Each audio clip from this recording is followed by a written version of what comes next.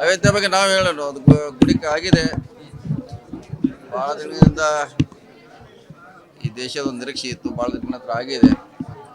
So ಅದರಲ್ಲೇನು ಒಂದು ಒಳ್ಳೆಯ ಮಂದಿರ ನಿರ್ಮಾಣ ಆಗಿದೆ ಅಷ್ಟೇ ಹೇಳ್ಬೋದು. ಸೊ ಅದನ್ನು ಮಾರ್ಚಲ್ಲಿ ಅಥವಾ ಫೆಬ್ರವರಿಯಲ್ಲಿ ಉದ್ಘಾಟನೆ ಆಗ್ತಾ ಇದೆ. ಸೊ ಒಂದು ಪ್ರತಿಷ್ಠೆ ಮಂದಿರ ಆಗಿದೆ, ಭಾಳಷ್ಟು ಮಂದಿರಗಳಿದೆ ದೇಶದಲ್ಲಿ. ಅದು ಒಂದು ಕೂಡ ಸೇರ್ಪಡೆ ಆಗಿದೆ. ಈಗ ಸೋಮನಾಥ್ ಮಂದಿರ ಇರ್ಬೋದು, ಬೇರೆ ಬೇರೆ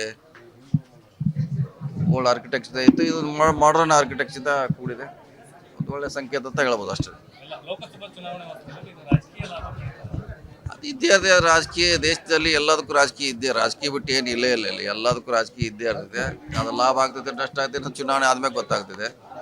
ಸೊ ನಾವೇನೇ ಮಾಡೋದು ಅದಕ್ಕೆ ಎಲ್ಲರ ರಾಜಕೀಯಕ್ಕೆ ಸಂಬಂಧ ಇದ್ದೇ ಇರ್ತದೆ.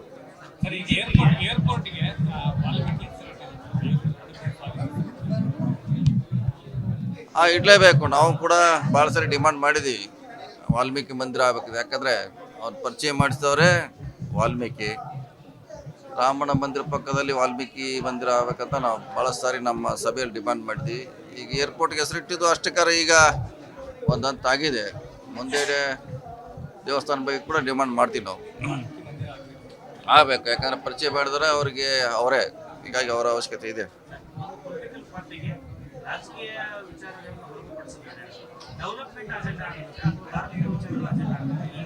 ಏನು ಮಾಡ್ಲಿಕ್ಕಾಗಲ್ಲ, ನಮ್ಮ ದೇಶ ಹಂಗೆ ಬಂದಿದೆ. ಒಂದು ಕಡೆ ಡೆವಲಪ್ಮೆಂಟ್ ಇದೆ, ಒಂದು ಕಡೆ ಧಾರ್ಮಿಕ ಇದೆ. ಏನು ಮಾಡ್ಲಿಕ್ಕಾಗಲ್ಲ. ಇವತ್ತು ಬಂದಿದ್ದಲ್ಲ, ಅದು ಸುಮಾರು ವರ್ಷಗಳಿಂದ ಬಂದಿದೆ.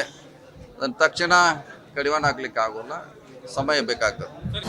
ಅನುಕ್ಷಣದ ಸುದ್ದಿಗಳಿಗಾಗಿ ವಿಸ್ತಾರ ನ್ಯೂಸ್ ಯೂಟ್ಯೂಬ್ ಚಾನೆಲ್ ಸಬ್ಸ್ಕ್ರೈಬ್ ಮಾಡಿ. ಹೊಸ ಸುದ್ದಿಗಳ ನೋಟಿಫಿಕೇಶನ್ಗಾಗಿ ಬೆಲ್ ಐಕಾನ್ ಕ್ಲಿಕ್ ಮಾಡಿ.